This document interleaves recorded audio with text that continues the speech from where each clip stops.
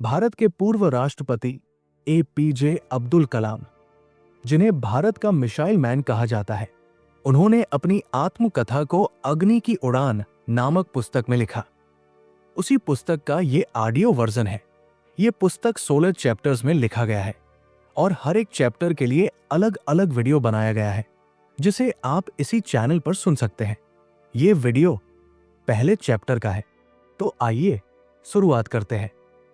मेरा जन्म तमिलनाडु राज्य के रामेश्वरम कस्बे में एक मध्यम वर्गीय तमिल परिवार में हुआ था।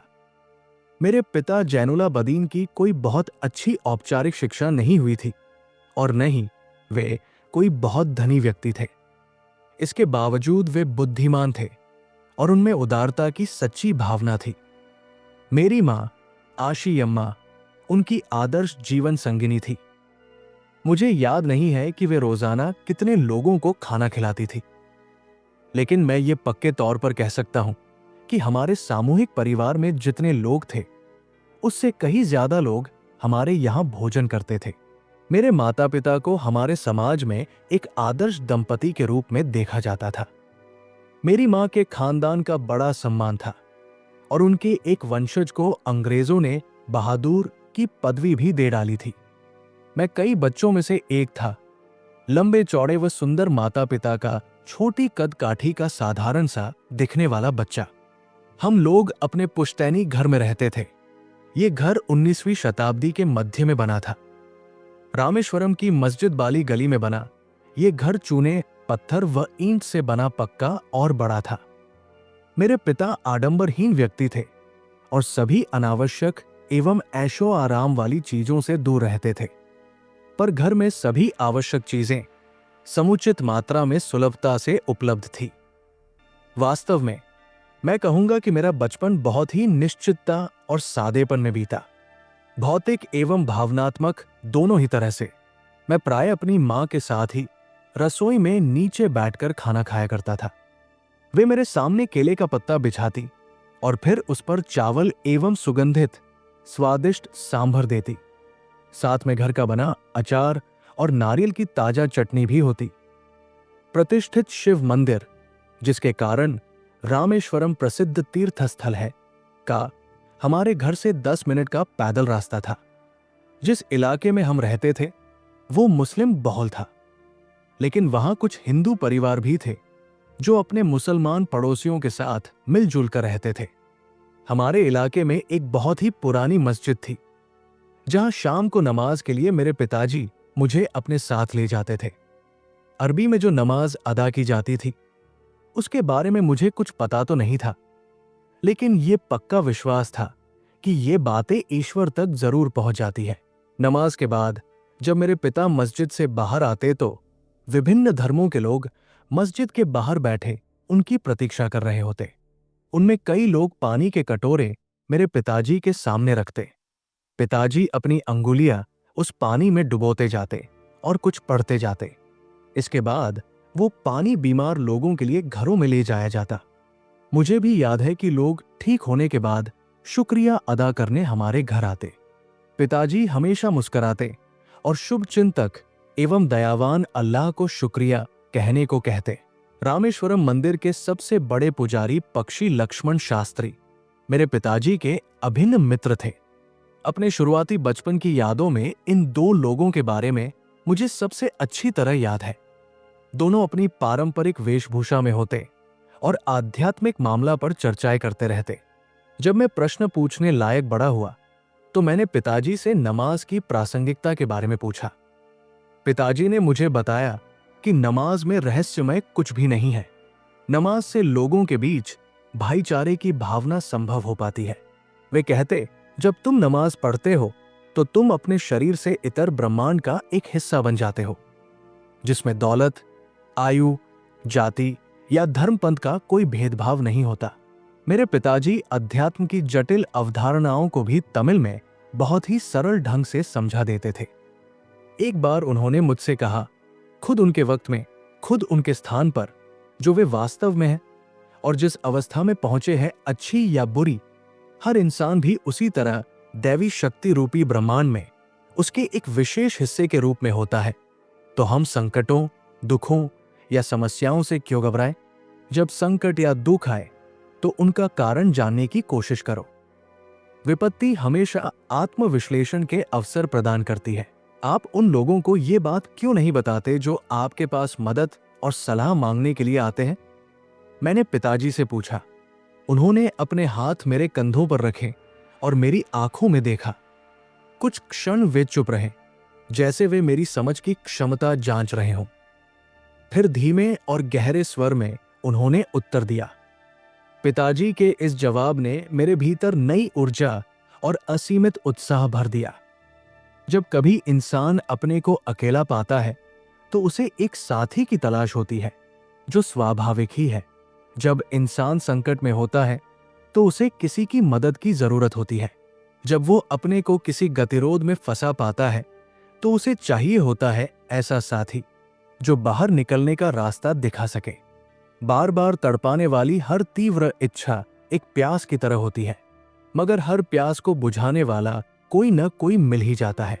जो लोग अपने संकट की घड़ियों में मेरे पास आते हैं, मैं उनके लिए अपनी प्रार्थनाओं के जरिए ईश्वरीय शक्तियों से संबंध स्थापित करने का माध्यम बन जाता हूं। हालांकि हर जगह हर बार ये सही नहीं होता और नहीं कभी ऐसा होना चाहिए। मुझे याद है, पिताजी की दिनचर्या पौ फटने के पहले ही सुबह 4 बजे नमाज पढ़ने के साथ शुरू हो जाती थी।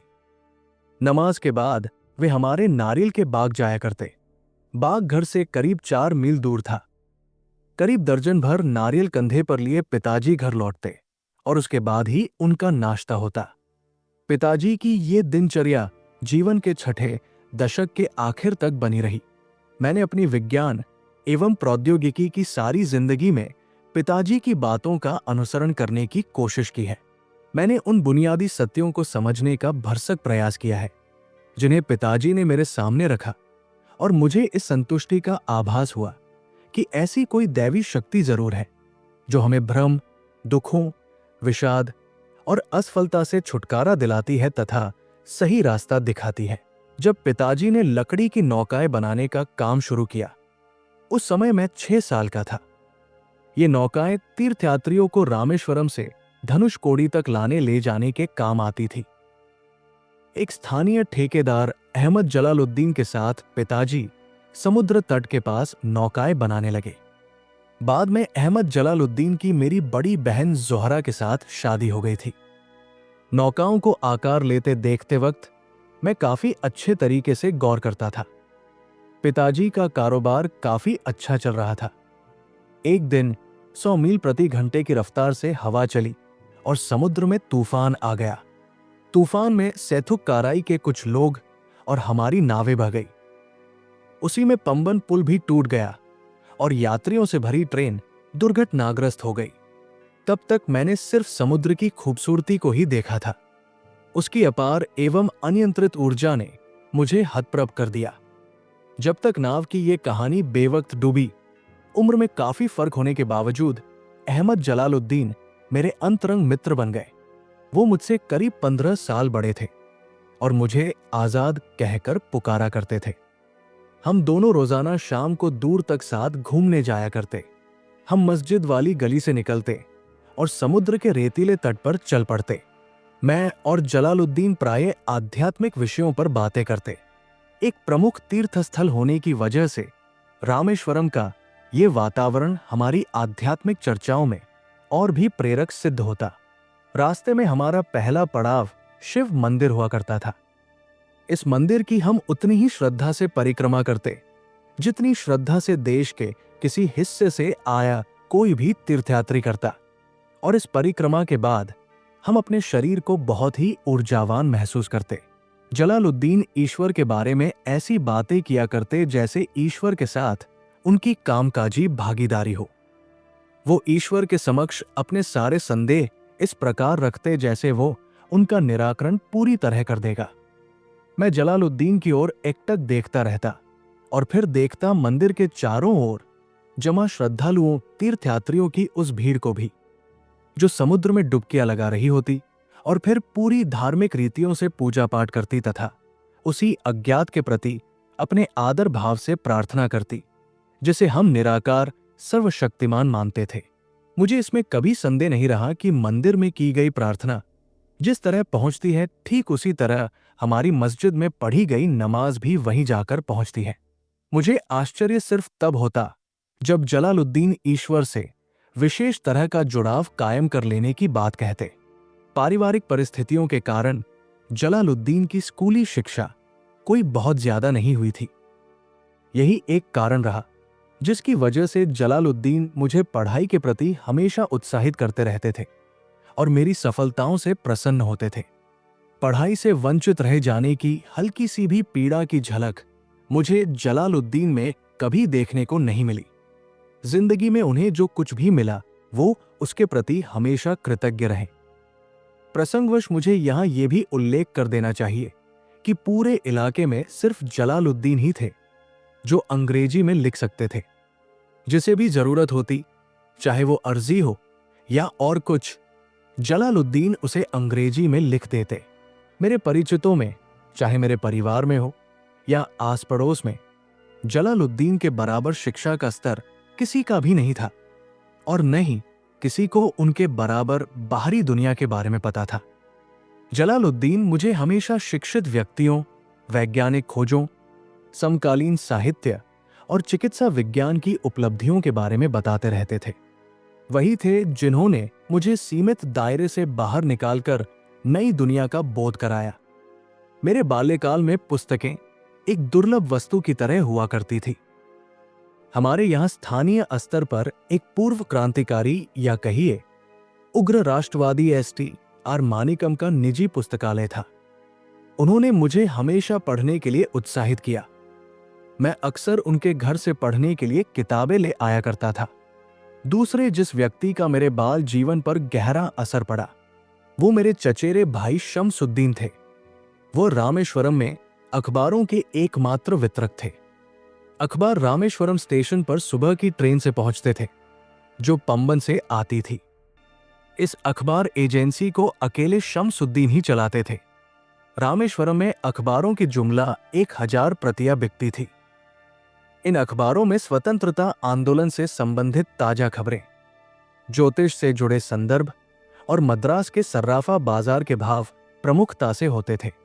महानगरीय दृष्टिकोण रखने वाले कुछ थोड़े से पाठक हिटलर, महात्मा गांधी और जिन्ना के बारे में चर्चाएं करते, जबकि ज्यादातर पाठकों में चर्चा का विषय सवर्ण हिंदुओं के रूढ़िवाद के खिलाफ पेरियार ईवी रामास्वामी द्वारा चलाया जा रहा आंदोलन होता।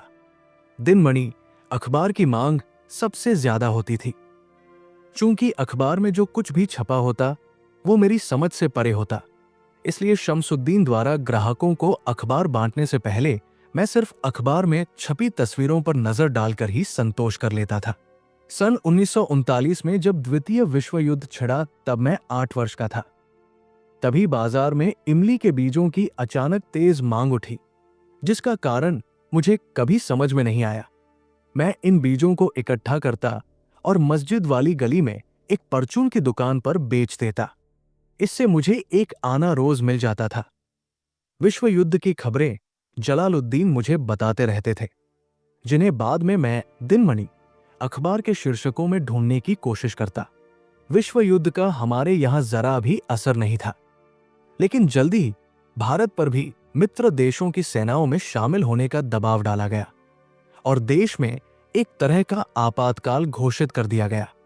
उसका पहला नतीजा इस रूप में सामने आया कि रामेश्वरम स्टेशन पर गाड़ी का ठहरना बंद कर दिया गया। ऐसी स्थिति में अखबारों के बंडल रामेश्वरम और धनुषकोडी के बीच रामेश्वरम रोड पर चलती ट्रेन से गिरा दिए जाते थे। तब शमसुद्दीन को ऐसे मददगार की तलाश हुई जो अखबारों के बंडल झेलने और गिरे हुए बंडलों को उठाने में उनका हाथ बटा सके। स्वाभाविक है, मैं ही मददगार बना। इस तरह शमसुद्दीन से मुझे अपनी पहली तनख्वाह मिली। आधी शताब्दी गुजर जाने के बाद आज भी मैं अपने द्वारा कमाई पहली तनख्वाह पर गर्व करता हूं। हर बच्चा एक विशेष आर्थिक, सामाजिक और भावनात्मक परिवेश में कुछ वंशागत गुणों के साथ जन्म लेता है, फिर संस्कारों के अनुरूप उसे ढाला जाता है। मुझे अपने पिताजी से विरासत के रूप में ईमानदारी और आत्मानुशासन मिला था। मां से ईश्वर में विश्वास और करुणा का भाव। यही गुण मेरे तीनों भाई बहनों को भी विरासत में मिले। लेकिन मैंने जलालुद्दीन और शमसुद्दीन के साथ अपना जो समय गुजारा, उसका मेरे बचपन में एक अद्वितीय योगदान रहा और इसी के रहते मेरे जीवन में सारे बदलाव आए। स्कूली शिक्षा नहीं होने के बाद भी जलालुद्दीन एवं शमसुद्दीन इतनी सहज बुद्धि के थे और मेरे अकथनीय संदेशों का यो झट से जवाब दे देते थे कि बचपन में मैं बिना किसी हिचकिचाहट के अपनी सृजनात्मकता को उनके बीच रख सका। बचपन में मेरे 3 पक्के दोस्त थे, रामानंद शास्त्री, अरविंदन और शिव प्रकाशन। ये तीनों ही ब्राह्मण परिवारों से थे।